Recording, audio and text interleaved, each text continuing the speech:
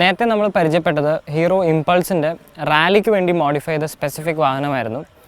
This is off roading അല്ലെങ്കിൽ ഒരു dirt റേസിങ്ങിന് വേണ്ടി സ്പെസിഫിക് ആയിട്ട് ചെയ്തിരിക്കുന്നതാണ്. ആൻഡ് അതും ഇപ്പോൾ ഇത് യൂസ് ചെയ്തുകൊണ്ടിരിക്കുന്നത് ഒരു എക്സ്പേർട്ട് കാറ്റഗറിയിലാണ്.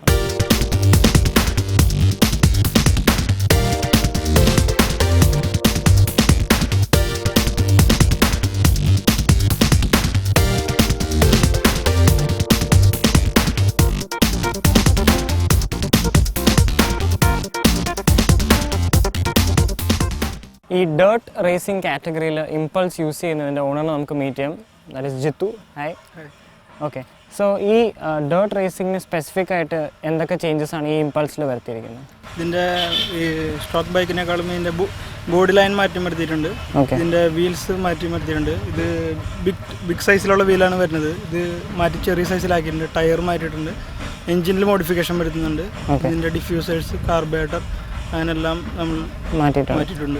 ആൻഡ് ഈ സീറ്റിംഗിൽ നമ്മൾ കാണുന്ന ലോങ് വേർഷൻ ആണല്ലോ. ഇത് ശരിക്കും സ്പോർട്സ് പർപ്പസിന് വേണ്ടിയിട്ട് നമുക്ക് കോർണറിംഗ് ഒക്കെ ചെല്ലുമ്പോൾ ടേൺസ് ഒക്കെ എടുക്കുമ്പോൾ കൂടുതൽ അഡ്വാൻറ്റേജിന് വേണ്ടിയിട്ട് സീറ്റ് കുറച്ച് പൊസിഷനൊക്കെ മാറ്റിയിട്ടുണ്ട്. അപ്പോൾ നമുക്ക് കോർണറിംഗ് ചെയ്യുമ്പോൾ നമുക്ക് കുറച്ചും കൂടി അഡ്വാൻറ്റേജ് ആയിരിക്കും. ഓക്കെ, ആൻഡ് ഇപ്പോൾ ഏത് കാറ്റഗറിയിലാണ് പാർട്ടിസിപ്പേറ്റ് ചെയ്യുന്നത്? ഞാൻ എക്സ്പെർട്ട് കാറ്റഗറിയാണ്. ഞാൻ 2 വർഷത്തെ ബ്രേക്കിന് ശേഷമാണ് ഇപ്പോൾ രണ്ടാമത് ഞാൻ പ്രിപ്പയർ ചെയ്ത് വരുന്നത്.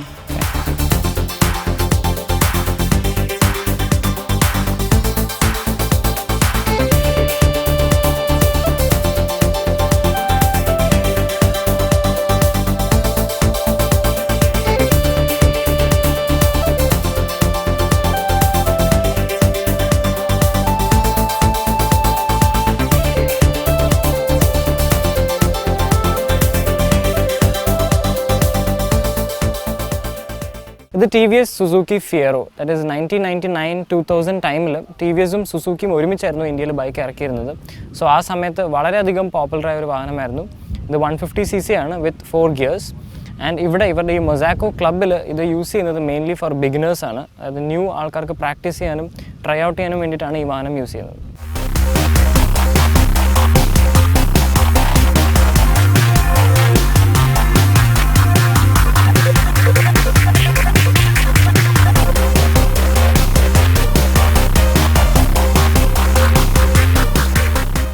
ഈ ഫിയറോ യൂസ് ചെയ്യുന്ന നമുക്ക് സിബീനും പരിചയപ്പെടാം. ഹായ്. ഓക്കെ, സോ ഈ റേസിംഗിലേക്ക് വരാനുള്ളൊരു റീസൺ എന്താണ്? ഞാൻ ഓരോ ക്ലബ്ബുകളിൽ റേസ് കാണാൻ പോകാറുണ്ട്. അങ്ങനെ റേസ് കണ്ട് ഇൻട്രസ്റ്റ് തോന്നിയിട്ടാണ് ഇതിരിക്കുന്നത്. ഓക്കെ, അപ്പോൾ ഇതിൽ ഈ ഇപ്പം എത്ര നാളായിട്ട് ഇത് പ്രാക്ടീസ് ചെയ്യുന്നുണ്ട്? ഇപ്പോൾ ഞാനൊരു വർഷം ആവാറായി. 1 വർഷം. അപ്പോൾ ഈ പ്രാക്ടീസ് ഗ്രൗണ്ട്സ് ഒക്കെ എവിടെയാണ്? ഇവിടെ തന്നെയാണ്. ഇവിടെ തന്നെയാണ്. ഓക്കെ, അപ്പോൾ ഈ പ്രാക്ടീസ് ചെയ്ത് ബിഗിനർ കാറ്റഗറിയിൽ പാർട്ടിസിപ്പേറ്റ് ചെയ്തിട്ടുണ്ട്. ഓക്കെ, അപ്പോൾ ഈ ഓരോ റേസ് കഴിയുമ്പോഴും അത് ഇമ്പ്രൂവ് ചെയ്യുന്നൊരു ഫീലിംഗ് ഉണ്ട്? ഫീൽ ചെയ്യുന്നുണ്ട്. ഉണ്ട്.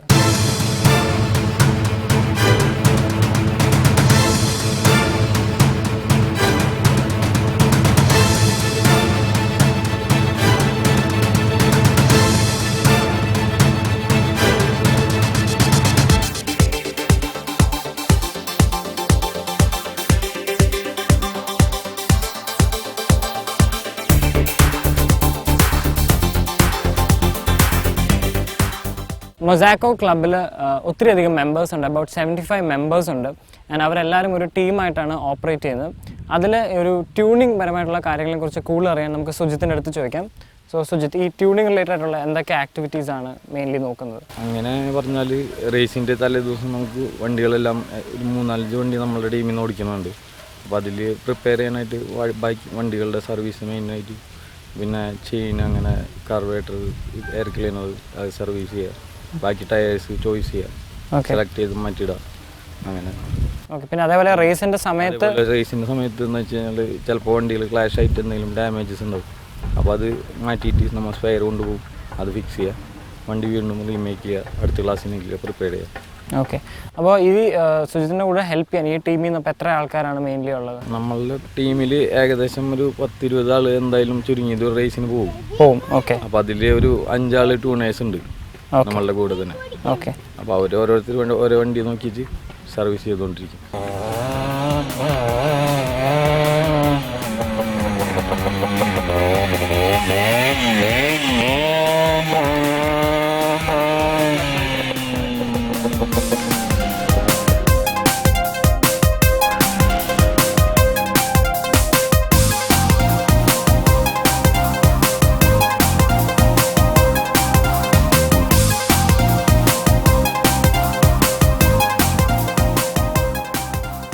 മൊസാക്കോ ക്ലബിൻ്റെ പ്രവർത്തനങ്ങളുമായിട്ടുള്ള കൂടുതൽ കാര്യങ്ങൾ അറിയാൻ വേണ്ടിയിട്ട് നമുക്ക് ഫെബിൻ്റെ അടുത്ത് ചോദിക്കാം. സോ ഫെബിൻ, മൊസാക്കോ ക്ലബ്ബ് സ്റ്റാർട്ട് ചെയ്യുന്നത് എപ്പോഴാണ്?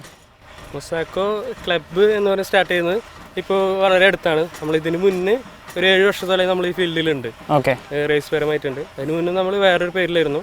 വേറൊരു പേരിൽ നമുക്ക് സ്പോൺസർഷിപ്പും കാര്യങ്ങളൊക്കെ ഉണ്ടായിരുന്നു. അപ്പോൾ അത് വിട്ട് നമ്മൾ ടീം മെമ്പേഴ്സ് ആയിട്ടാണ് എല്ലാവരും ഷെയർ ചെയ്തിട്ടാണ് ഈ ക്ലബ്ബ് മുന്നോട്ട് കൊണ്ടുപോയിരിക്കുന്നത്. അത് ബേസിക്കലി ബൈക്കിന്റെ മെയിൻ്റനൻസിനും അപ്ഗ്രേഡിനുള്ള കോസ്റ്റ് എല്ലാം നിങ്ങൾ എല്ലാം ഒരുപാട് കോസ്റ്റ് വരുന്നുണ്ട്. അതെല്ലാം നമ്മൾ 75% ആൾക്കാരുണ്ട് നമ്മൾ ക്ലബ്ബിലുണ്ട്.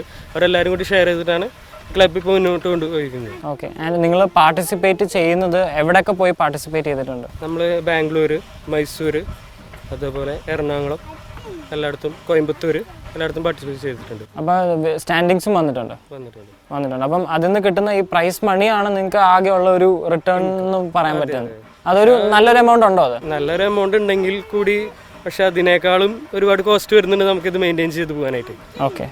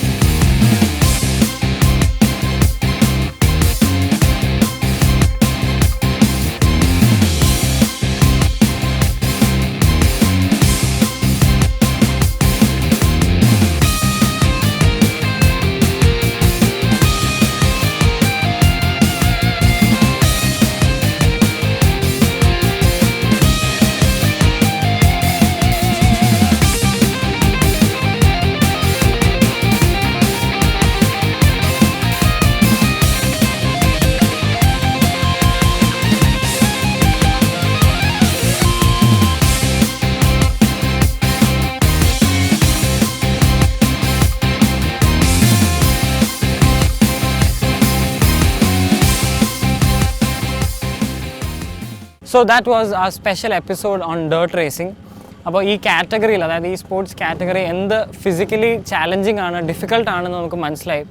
അതേപോലെ ബൈക്സിൻ്റെ കാര്യത്തിലും എന്തുമാത്രം മോഡിഫിക്കേഷൻസ് വേണമെന്നും നമുക്ക് മനസ്സിലായി. അതേപോലെ തന്നെ കോസ്റ്റും ഇതിൽ വലിയൊരു ഫാക്ടറാണെന്നും നമുക്ക് ശ്രദ്ധിക്കാൻ പറ്റും. സോ ഇതിൽ എടുത്തു പറയേണ്ട ഒരു കാര്യം, ഇതിൽ സേഫ്റ്റി മെഷർ വളരെ ഇമ്പോർട്ടൻ്റ് ആണ്. സോ നിങ്ങൾ ആരും ഇത് കണ്ട് അനുകരിക്കരുത്. ഇത് lot of practice, training and സേഫ്റ്റിയുടെ ബേസിസിലാണ് ഇത് ചെയ്യുന്നത്. അതും ഒരു സ്പെസിഫിക് ലൊക്കേഷനിലാണ്, അല്ലാതെ ഒരു പബ്ലിക് പ്ലാറ്റ്ഫോമിലല്ല ഇത് ചെയ്യുന്നത്. So safety is very important. And നിങ്ങൾക്ക് ഇൻട്രസ്റ്റ് ഉണ്ടെങ്കിൽ നിങ്ങൾക്ക് ഇത് ട്രെയിനിങ് പാർട്ടിസിപ്പേറ്റ് ചെയ്യാനായിട്ട് നിങ്ങൾക്ക് പ്രൊഫഷണൽ ക്ലബ്സിനെ നിങ്ങൾക്ക് അപ്രോച്ച് ചെയ്യാവുന്നതാണ്. സോ ഇനി പുതിയ വാഹനങ്ങളുടെ വിശേഷങ്ങളുമായി നമുക്ക് മറ്റൊരു എപ്പിസോഡിൽ വീണ്ടും കാണാം. This is Sharath Prakash signing of.